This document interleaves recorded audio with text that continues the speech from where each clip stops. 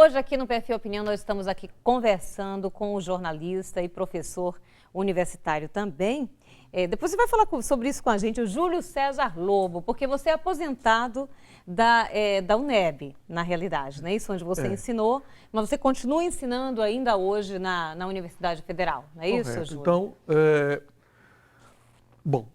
a partir do momento que quando eu fiz o mestrado, eu trabalhava no Jornal à Tarde e no IRDEB. Fiz o mestrado e, em geral, quando você faz um curso desse, na época consumiu 4 anos, hoje são em 2 anos, você normalmente fica tentado a trabalhar na carreira universitária, porque no mercado de trabalho isso não é valorizado. Você não ganha nenhum adicional em nenhuma empresa porque você tem titulação maior. Então, eu terminei em 93 e em 94 surgiu um concurso para a UNEB, para professor assistente. E naquela época existia o mestrado. Eu me inscrevi e muita gente gostaria de ter essa sorte. Eu fui o único candidato, eu a única pessoa que tinha mestrado naquela época. Meus colegas de turma já tinham, mas nenhum era de comunicação, eram 7. E eu era o único de comunicação. Então, entrei na UNEB em 94 para o Ministério da Disciplina de Comunicação Social, do que eu sou formado em Comunicação Social, Jornalismo. Em letras também. Em letras também. Então, a partir desse momento, depois de 96, eu fui chamado pela UFBA de um concurso que eu tinha feito há alguns anos. Nesse momento, eu pedi demissão do IRDEB, onde eu trabalhava há 16 anos, e fiquei na UFBA e na UNEB. Sempre ministrando aulas de comunicação, aulas de jornalismo, teoria de jornalismo, prática de reportagem, edição jornalística, teoria da comunicação, e um elenco grande de disciplinas, porque na universidade, na UNEB, por exemplo, o curso era Relações Públicas, então os professores que eram formados em comunicação ministravam várias disciplinas de comunicação. Então eu trabalhei com várias disciplinas. Bem, isso quer dizer que de alguma forma você se afastou do jornalismo diário mesmo, seja no jornal, ou na rádio, ou na televisão, e passou a se dedicar especificamente à vida acadêmica, Foi. É isso? Na verdade, eu decidi porque quando eu entrei na UNEB, eu ainda era copydesk do Jornal à Tarde, pela noite, e trabalhava aqui produzindo programas educativos na Rádio Educadora. Uma parte do tempo eu fiz isso. Então, em 1995, depois eu estava há 10 anos no Jornal à Tarde e eu tive uma luz muito forte, porque eu saí do Jornal à Tarde antes que ele saísse de mim, né? Aí depois coincidiu que uma colega minha do IRDEB, a que é Paula Freitas, romancista, escritora de livros infantis juvenis, tinha recebido a proposta de escrever uma biografia de Glauber para criança. E eles vão fazer um Glauber para adolescente. Então, nós entramos com um projeto na Fundação Cultural do Estado da Bahia. E então, a Fundação Cultural nos deu uma bolsa e ficamos durante 10 meses recebendo essa bolsa para fazer pesquisa, entrevistamos 48 pessoas e produzir a biografia de Glauber. Então, você é coautor, digamos assim, Coautor. desta biografia romanceada A Conquista de um Sonho, não é isso?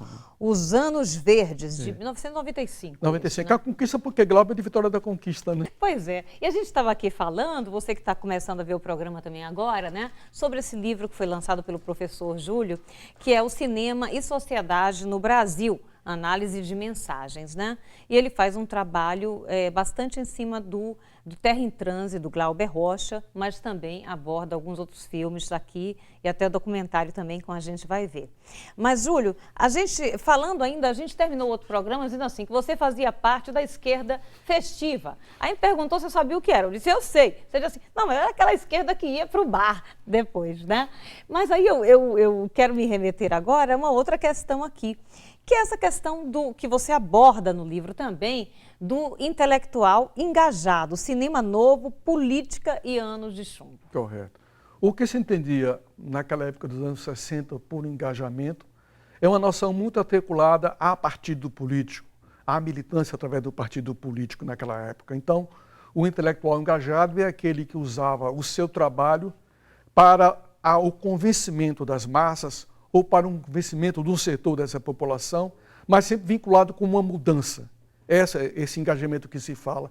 Isso é uma noção muito forte e foi muito forte no Brasil, foi muito forte nos países do terceiro mundo até um determinado momento.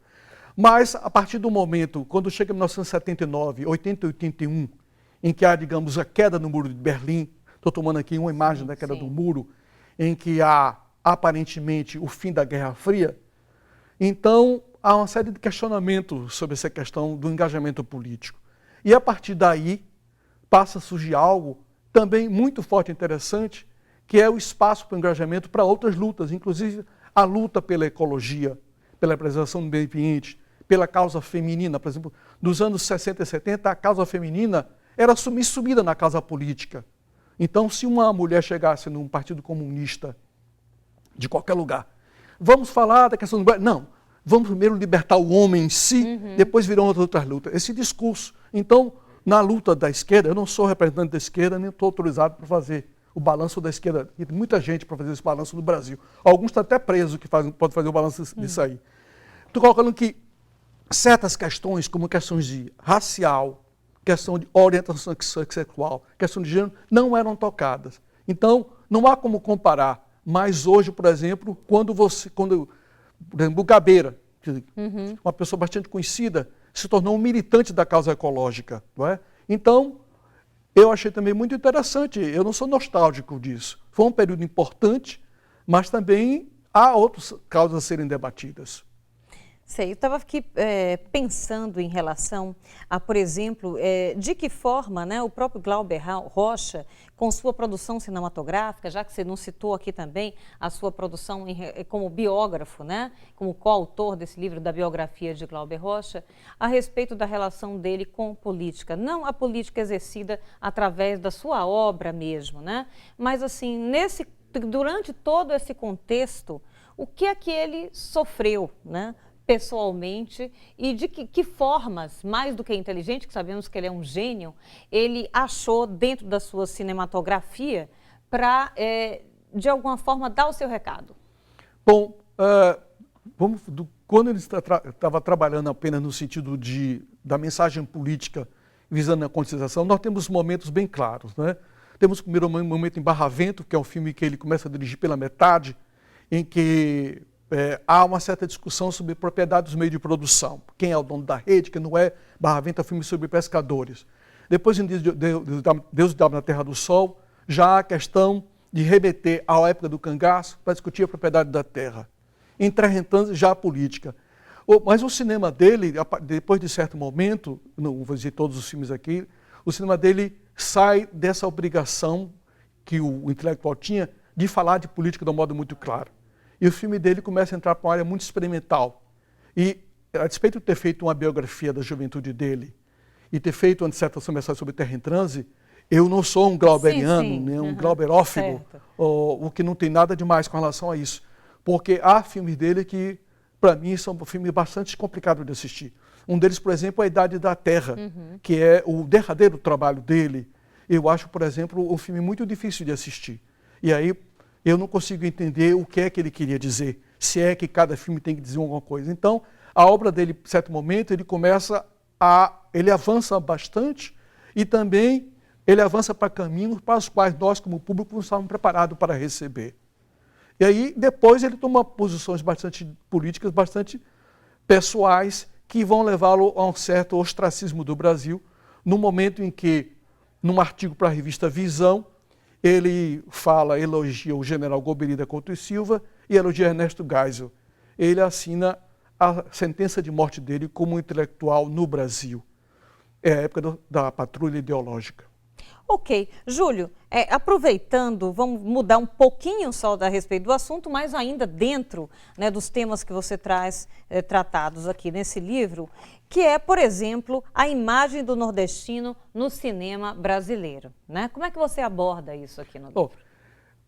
A partir de entre 2002 e 2012, se vão 10, 11 anos, eu tinha um projeto de pesquisa que era desenvolvido na UNEB, Universidade do Estado da Bahia, no mestrado em Educação, que era a imagem nordestina no cinema. Sim. Em função disso, eu fui ver e coletar todo e qualquer filme que tivesse nordestino, filme de ficção. E fui também, inclusive, nas chanchadas. Então, na verdade, eu tinha ido para ver essa imagem, porque nesse momento começavam os estudos de identidade cultural. Imagem do negro, imagem da mulher, imagem do branco, imagem da loura, imagem do indígena. E eu pensei em imagem, não queria trabalhar com a questão racial pontualmente. Eu queria trabalhar, então fui ver a imagem do nordestino. Então, na chanchada, que se começa em 1949 até 62, eu tenho em casa 30, 40 chanchadas. Então, abordagem os nordestinos nas chanchadas, né? Na chanchada, o nordestino é engraçado e é vitorioso no final. E é sempre artista. Quando sai da chanchada, vamos a partir dos anos 65 até ontem de manhã, especialmente o nordestino é o migrante que chega no mercado de trabalho, mão de obra desqualificada, aviltos salários e, salvo tudo ruim, acontece. Parece meio catastrófico que eu estou falando assim, mas em grande parte de filmes o nordestino vejo dessa forma. E alguns filmes são bons e alguns até são muito engraçados, como A Hora da Estrela, mas, por exemplo, A Hora da Estrela, as pessoas gostam muito, é muito engraçado. Mas se na verdade as pessoas forem ver com um pouco de má vontade, todo crítico tem um pouco de má vontade, vai ver que é muito cruel, porque os protagonistas, que é a Macabeia e o namorado dela, lá, eles são pessoas bastante estúpidas. E como é que a cineasta mostra isso? Não estou falando de Clarice Lispector, é um ponto. Como a cineasta mostra isso? Toda vez que essa estupidez aparece, no trato com a cultura, no momento que eles afirmam dados da cultura nordestina, ou seja, a estupidez de regional. Então, por exemplo, eu não gosto da Hora da Estrela, mas eu não gosto de muita coisa que todo mundo gosta, mas é o direito que me assiste. Claro, mas assim, dentro disso que você falou, ou seja, como é que o nordestino, em geral, foi retratado, né, desde da época, nesse período que você aborda aqui no seu livro, né, no cinema brasileiro. Que imagem é que fica? Tem imagem. Né? Nós temos várias imagens. Eu falei da imagem da chanchada, quando ele, em geral, ele é artista e é bem sucedido. Tá. São filmes... Vamos poder citar assim, alguns atores e atrizes também marcantes. No caso, Zé Trindade, uma carioca chamada Nancy Vanderlei, que é um capítulo do meu livro, que só fez nordestinas. Violeta Ferraz, uma portuguesa que fez nordestinas. Depois temos também outras atrizes que marcaram o papel nordestina, como Sônia Mamed. Sim. Então, no cinema, que depois da chanchada, o nordestino aparece no ciclo chamado do cangaço, também chamado nordestine. Então, aparece com a questão da violência gratuita, com o uso de bastante violência, de toda forma. E acabou que, na hora de estereotipar o nordestino, em geral, o nordestino aparece como pessoa com pouca instrução, violento, que usa arma e que não se adequa a Rio de Janeiro e São Paulo. Depois de 10 anos trabalhando, eu cheguei a isso aí. Mas, claro que há filmes interessantes que mostram. Você tem, por exemplo, Bye Bye Brasil, onde Fábio Júnior é um nordestino, é um sanfoneiro. Ele é tratado com uma certa plasticidade. Mas o cinema paulista, por exemplo, se a gente pode dizer isso, o nordestino aparece muito como uma figura. Porque, na verdade, aí você pergunta, por que eu fui trabalhar isso? Eu morei em São Paulo 3 anos e meio. E lá em São Paulo, isso não atingia a mim. Você estava fazendo doutorado. Eu fazia doutorado na Universidade de São Paulo. Não atingia a mim. Mas eu, andando por São Paulo, eu gosto muito de andar, eu via, não é de todo paulistano, mas um preconceito que o paulistano médio tem com o nordestino, que ele é chamado de baiano. Então, no São Paulo, por exemplo, se você faz uma coisa errada no trânsito, fez uma baianada. Então, voltei para Salvador em 2002, então resolvi trabalhar sobre isso. Mas eu trabalhei com esses filmes de uma forma bem humorada. Certa verdade, se a gente for olhar no mundo todo, você vê nos cinemas nacionais, sempre tem uma comunidade que é estigmatizada. É verdade. Você pega o cinema francês, são as pessoas do sul da França, região do Provença. Cinema italiano, do sul da Itália, siciliano e napolitano. Né? Se você pega os Estados Unidos, o pessoal do Texas, ou então o imigrante mexicano. Se pega na Alemanha, os turcos. Então, o nordestino são os turcos do Brasil. Eu analiso um capítulo chamado Estômago, um trabalho em parceria com o professor paulistano. É um excelente filme com o João Miguel. Mas ainda é, o João Miguel, que é baiano, ainda é um nordestino, não dito da onde, que, não vou contar o filme, que age de uma forma, como o filme coloca, que só poderia ser do nordestino. Pois é. Vamos fazer o seguinte, então, Júlio. Vamos começar outro bloco falando a respeito do estômago e vendo algumas imagens do filme também, para a gente entender melhor, tá bom? A gente vai, então, agora para o intervalo e volta daqui a pouquinho.